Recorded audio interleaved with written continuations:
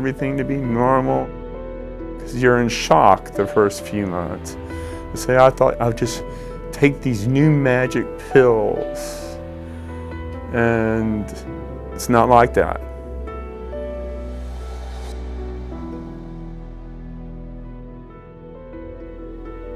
I am from East Africa, and I was diagnosed in 1997 with the disease when I was pregnant with my daughter. It was very difficult because there's so many sources, so many myths flying around, scams. I could count on what the doctors were telling me, but it was all this new words and verbiage that I've never heard before.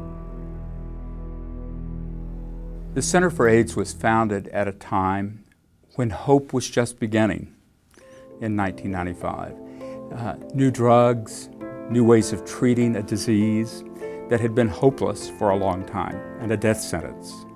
The center was started by Michael Pronto, Chris Kerr, and Joe Martinez.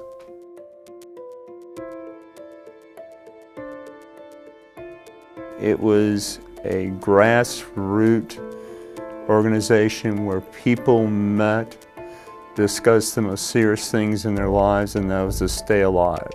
Joel started the Center for AIDS to give Houston a voice that would get us involved in the federal HIV research structure. He had devoted himself to having an understanding of where these tests fell in clinical drug trials, when were they going to be released, and what parts of the country they were going to be released in, and when would they be available. Since then, it has become a vital part of the Houston community.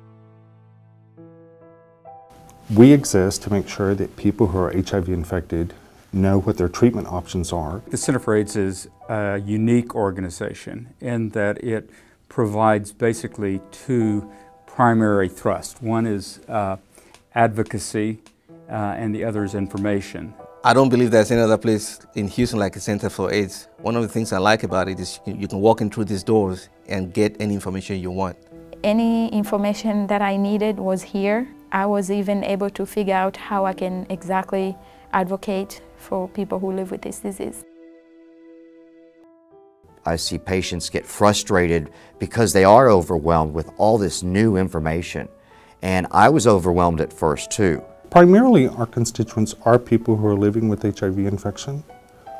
Secondarily, our constituents are HIV service providers, clinicians who treat people with HIV, but also other AIDS service organizations.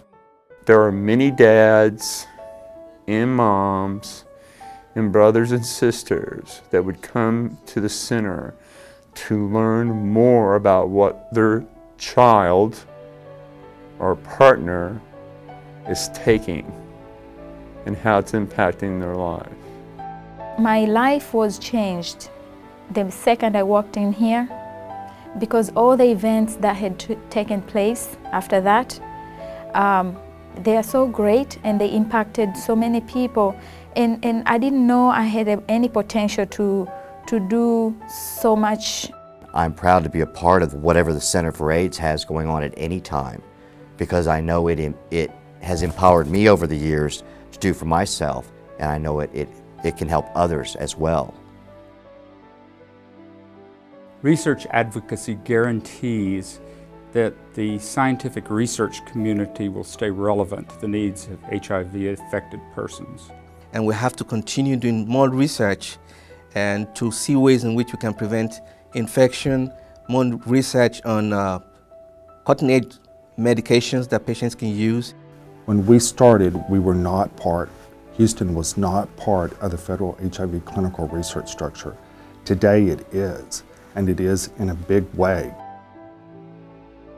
It's vital that the Center for AIDS have private, independent funding. It gives them an independent voice in our city and lets them advocate for those that are HIV affected and infected. Today, as always, our clients pay no fee, they fill out no forms, and they wait in no lines.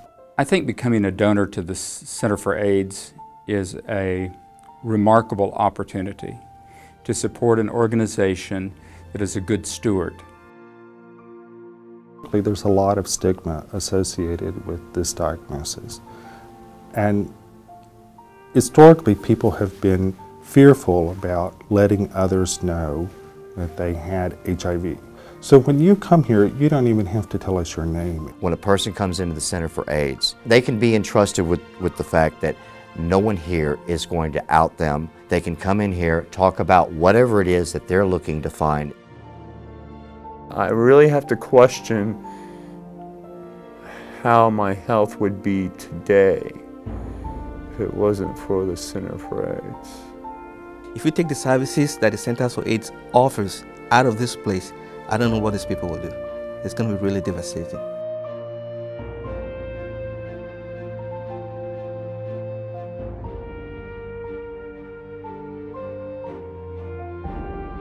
So I don't know how to say thank you to the Center for AIDS. It gives me a purpose for continuing to live, so I think I'm doing it as we speak. So thanks to Center for AIDS.